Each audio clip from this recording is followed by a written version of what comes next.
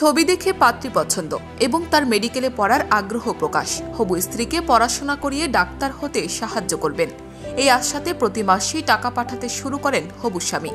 এভাবেই নাটকীয় এক পরিস্থিতিতে পড়ে বিদেশে বসেই কোটি টাকা হারিয়েছেন এক বাংলাদেশি প্রবাসী। আর তার এই পরিণতির পেছনের কারিগর আর কেউ নন, তার নিজের ভাবি। শুনতে কোনো রোমাঞ্চকর সিনেমার দৃশ্যপট মনে হলেও এমনই এক চাঞ্চল্যকর ঘটনা বাস্তবে ঘটেছে দেশের মাটিতে। বেসরকারি সংবাদ সংস্থার প্রতিবেদন থেকে এই ঘটনার বিস্তারিত জানা যায়। প্রতিবেদন অনুযায়ী বাংলাদেশের মেহেরপুর অঞ্চলে সিঙ্গাপুর প্রবাসী লালটু মিয়ার সাথে হওয়া এই প্ররোচনার পেছনে থাকা আসামি হিসেবে চিহ্নিত করা হয়েছে তার চাচাতো ভাইয়ের স্ত্রী বিলকিস বেগমকে। নিজের দেবর থেকে অবৈধভাবে টাকা হাতিয়ে নেওয়ার জন্য এক অভিনব ছক কষিয়েছেন তিনি।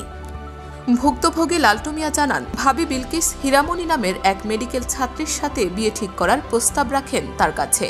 পাঠানো হয় এক সুন্দরী মেয়ের ছবিও। হবু ডাক্তারের সাথে বিবাহ বন্ধনে আবদ্ধ হতে চলেছেন জেনে খুশি ছিলেন লালটু মিয়া ও তার পরিবার। তবে শর্ত ছিল পাত্রের মেডিকেলে পড়া শেষ হওয়া পর্যন্ত বিয়ে হবে না এবং সেই পড়াশোনার খরচ বহন করবেন সিঙ্গাপুর প্রবাসী লালটু। হবু স্ত্রীর জন্য এই শর্তে রাজি হয়ে যান তিনি। পাত্রীর সাথে সরাসরি কোনো কথা ছাড়াই বছরের পর বছর মোবাইল ব্যাংকিংয়ের মাধ্যমে টাকা পাঠাতে থাকেন লালটু মিয়া। তিনি অভিযোগ করেন, প্রতি মাসেই তিনি ভাবিকে তার হবু স্ত্রীর মেডিকেলে পড়াশোনা বাবদ 50,000 থেকে 60,000 টাকা পাঠিয়েছেন। আর প্রতিবারে ভাবি বিলকিস জানিয়েছেন, টাকাগুলো কথিত সুন্দরী পাত্রী হীরামণির পড়াশোনাতে খরচ হচ্ছে। লালটু মিয়া চলতি বছরে বুঝতে পারেন যে ভাবি বিলকিস আত্মীয়তার আড়ালে তার সাথে ছলনা করে চলেছেন। তিনি বলেন, আমার ধারণা ছিল আমাদের গ্রামে কোনো ডাক্তার নেই। আমার হবু স্ত্রী যদি আমার সাহায্য নিয়ে ডাক্তার হতে পারে তবে এলাকারও কল্যাণ হবে। আর ভাবি আমার আত্মীয় হওয়ায় তার কোনো কথায় আমি অবিশ্বাস করতে পারিনি। লালটু মিয়া জানান, নানান অজুহাত দেখিয়ে তার সাথে কখনোই ভিডিও কলে হীরামণি কথা বলতেন না। শুধুমাত্র মেসেজ কিংবা অডিও কলেই তার সাথে কথোপকথন চলেছে তার। তবে কিছুদিন আগেই দেশে ফিরে জানতে পারেন, সুন্দরী নারীর ছবি এবং কণ্ঠ সবটাই ছিল তার ভাবি বিলকিসের টাকা হাতানোর কুটচালের অংশ। এরপরেই তিনি জানতে পারেন, হবু স্ত্রী সেজে যে মোবাইল নাম্বারে টাকা পাঠানো হতো সেই নাম্বারটিও ভাবি বিলকিসের নামে রেজিস্ট্রেশন করা। প্রবাসীর সাথে এমন প্ররোচনার ঘটনা প্রকাশের পর থেকে গ্রামে বিভিন্ন ধরনের আলোচনা সমালোচনার সৃষ্টি হয়েছে। এক এলাকাবাসী জানান, শুধু ভাবি নয়, তার ছেলেও এই প্ররোচনার সাথে জড়িত।